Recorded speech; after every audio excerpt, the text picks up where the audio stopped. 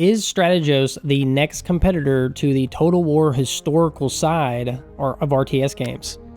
And we're going to kind of answer that in today's video.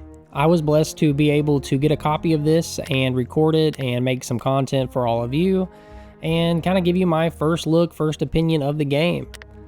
And I am going to be doing a lot of comparisons to Total War, so just to give you a heads up with that. The first thing we're going to talk about is the combat in the game and kind of how it works. There's a lot, so I'm not going to be able to cover everything here super well. And obviously in the background here, you can check out the game itself and you can kind of see what's going on, look at the troops.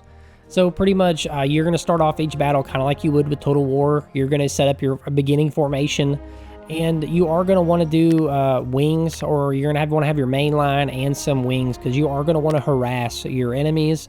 Especially their range units. If the enemy's range units come too far off from their main army, definitely want to rush your cav in, rush your missile units in, and try to get some damage in, maybe take some out. So you got to watch for moments you can exploit in the enemy, so you're definitely going to want some wings, and then you're going to want your main center. I really do like that because that lines up historically with how a lot of battles take place. It's not just one mass of troops and a center. You know, there's a left and a right, you know, there's other commands and strategic structure going on within it. And speaking of strategic command and structures, you have special units, as you can see on the screen with the gold crown or gold emblem above them. Those are units that can give command radius. So those units can give commands to troops within their vicinity. And if anything's outside of that, then the general would have to send a courier. And that is also something I want to point out. After the battle begins, you have a courier system to where you have to send these out to where they can give orders. So there is a delay on your orders, which is very accurate, and I do like that. So when you get a win, it feels so great compared to what I would say a Total War game would feel. You get a lot more feeling of satisfaction out of a win. I feel like I just did one very, very long sentence. So yeah, there's a lot here, guys. But overall, I've got to say I enjoyed it. There's everything you'd expect in the game. Cavalry, heavy cavalry. You have your light cav. You have skirmishing units. You have archers. You have slingers. There's a lot there. You have sword infantry. You have spear. You have pike. I mean, you have the variety of what you would expect from other titles. And there's a lot here, and I know that when it comes down to the nitty-gritty of what's better than what, I'm still learning that in the game. So this battle here, I did win, but you can definitely tell there's many moments where I could have done better. And this is actually my second attempt. The first attempt I did this battle, I won it, and I did amazing, and I didn't record it. And so then I had my second attempt, and I said, I got this, and I did terrible. This is the first battle in the campaign where I am Macedonia Alexander versus the Athenians. And I will win, just as history has proclaimed. Also, if you have any questions about the game, definitely ask away in the comments. Here, I'm moving out my left and right wings. The enemy isn't...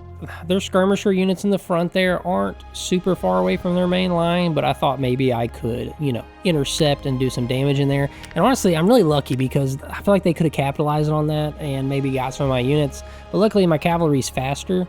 So when they did try to counterattack a little bit, my guys got away. But it definitely, I should have waited. I should have probably waited about another 10 seconds before I sent them in.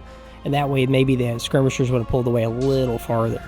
But there's a moment like those. I do have the AI set to aggressive. So there's aggressive, cautious, and then default. And I will say on aggressive, they definitely push you. They are always gunning. On cautious, they are very slow to commit their main line. So they will definitely progress way more slower on cautious. And actually, I did one match of cautious, and I pretty much enjoyed it, I think, the most.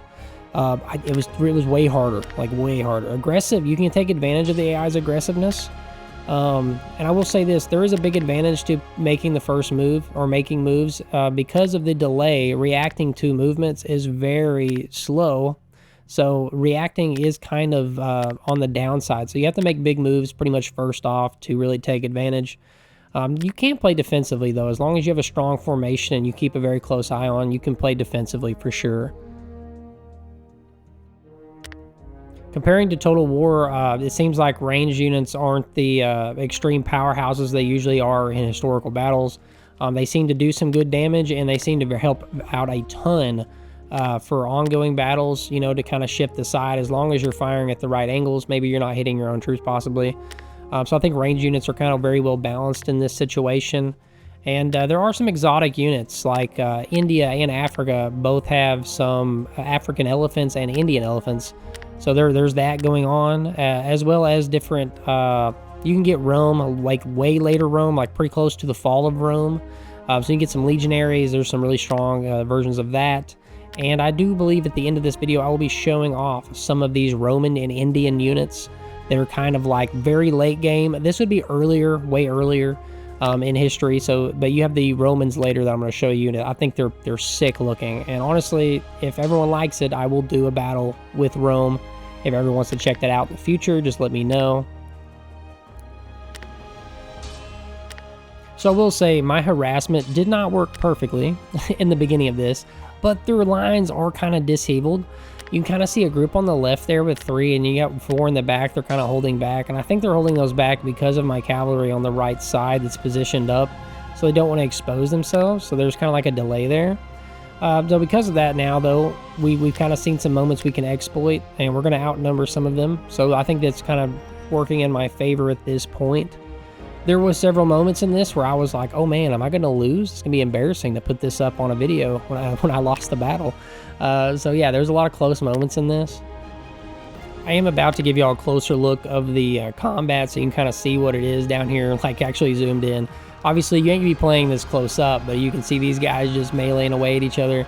And again, lines will progress. So like when one side's losing, they can be pushed back. You know, or if they're winning, they can push you back, or it depends on like how you have your settings on the bottom left. Are you winning, but you're wanting to pull back, you know? So there's different things you can use to disrupt their formation and make holes in pockets to where you can move your troops through. I will say this though, getting troops to get through openings and things like that, I feel like that it definitely plays to have a wider formation than what I ran. I ran kind of a tight, compact one. I really probably should have spaced out my units a little bit more, and I think they would have been a little bit easier for me to exploit a lot of things. You are about to see a bug here. This was something I noticed. Sometimes when you're unzoomed, you'll see 2 units in a melee, but they're not close together. They are actually fighting. I think it's just from it's like when you zoom in, you'll see it. Or it's like they recommit. I think it's just more of a model thing lining up, but they are actively fighting if it shows that emblem with the 2 swords crossed, so you know they're in melee. I just think that there's a couple of bugs that are probably being worked out, and I know this is made either by a single person or a very, very, very small team. So this is a very indie game that I think has done amazing for what it's accomplished here. So there is that going for it. If you like this so far, down in the description, I will be putting a link to the Steam store page and also a link to the Discord channel. I've talked to the creator on this game and many people in the community, and I think it's just an awesome place. And it's always so welcoming, friendly, and they're always talking about his history, which is always fun to see. And honestly, he listens to feedback extremely well. So he listens to his community, what they like, what they don't like. He's always asking for feedback on artwork. It's very rare to see a developer that's this close with his community, so I really, really like seeing that. So yeah, guys, the links should be down in the description. Definitely check it out. Something I haven't discussed yet is victory conditions. You actually don't have to defeat the entire army to win. You need to defeat about 65% of it, so if you get about 65% of the army to rout, you are going to win at that point, because most armies in histories would not fight to every last man, right? So it kind of makes sense. If you're taking out 65% of the forces, that to me is a victory at that point. Now, the type of victory is probably going to depend on how severe your losses are. I can't remember my final total here, but I feel like I did really well. I think I only had a couple of major losses, so I kept my percentage relatively low. And as you can see here, ally routed, general died. There are some displays that kind of pop up here, and I do outnumber him currently. I'm doing actually pretty well versus him. I believe this battle is getting closer to wrapping up at this point. Poor Athenians. They just don't know where to run. There's just like a big ball of Athenians in the middle, and you can see here in the back lines, I'm not really committing every single troop, but I am playing more cautious just in case that I do a bad commitment and lose some troops. I'm trying not to risk my loss here. And I do have a unit on the right there you can see that's surrounded, which I have a unit right there. I just let it happen. I'm like, yeah, I could have prevented that. And my usual common W right here, I did 66% damage on the Athenians, and I lost 33%. So I'm going to say this right now. Losing a third of my forces and taking out 2/3 of theirs, that's a massive win in my book. I'm happy with that. I feel accomplished. I was honestly really ecstatic when I won this match, and I felt really good about it. Now, I will say this. I went to the second campaign battle after this, and I lost the second campaign battle very, very badly. So, yeah, take that. This game has a very strong learning curve, but it's definitely enjoyable, and it's definitely, learnable. You can definitely pull it off. As you can see here, there's a lot of different eras, time periods, settings, army size, and now I'm going to show off the late Roman, or middle Roman, but the latest period Roman imperial forces I could find, and the late Kushan, which is the Indian forces. So I'm going to show both of these off. And I've got to say, the Legionaries look sick. I actually really do like the art in this game. That kind of like softer, clay look to them, watery clay look to them. I really do like that. I think it looks really, really good. So I'm a big fan of the models. And the later you get, like this here, you look at them, you're like, oh yeah, that the moment you see them, you go, that's Legionaries. There we go. You know what I mean? It makes perfect sense. And I liked all the other units as well. The shields designs and like their colorings, I think it just looks phenomenal. We have the Praetorians here. I mean, oh, they just look sick. I've got to say, he did a really great job on the design for these, the coloring, and which, I mean, you have more historical reference probably for some of these than others. So some of the units he's had to create, I mean, there's probably not near as much reference compared to like something like Roman. Roman, you have references everywhere, whereas some of these historical, nations, factions, you're kind of like picking it like what's available or what you can see. Another really small feature that I like that he included is there's kind of always a man off to the side, which is kind of like the leader of that division, of that group. So you kind of have like a leader style unit in every single one, which makes perfect sense. And I love the look of that. I just think it looks so cool. Yeah, honestly, I wish the one thing I would have caught maybe was like a recording of like a Roman legion marching, like just get them all marching. I really wish I'd have done that.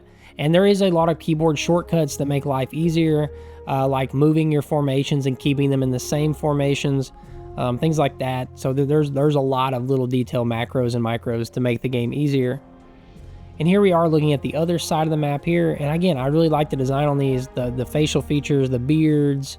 I mean, they all look good. They look different enough to represent the, nations and factions you want them to. So I think it's a really great job on his part. Guys, let me know what you think about Strategos. I'm excited for the future of this game. I really hope he expands this more into a medieval time period, or also go into like Japan and China. I would really love if he went toward Japan and China, especially Japan, or both of them. I would enjoy both, but really Japan would be so awesome this early on. But yeah, we'll see what he does. Thank you guys. Don't forget to like and subscribe, and I will catch you in the next video.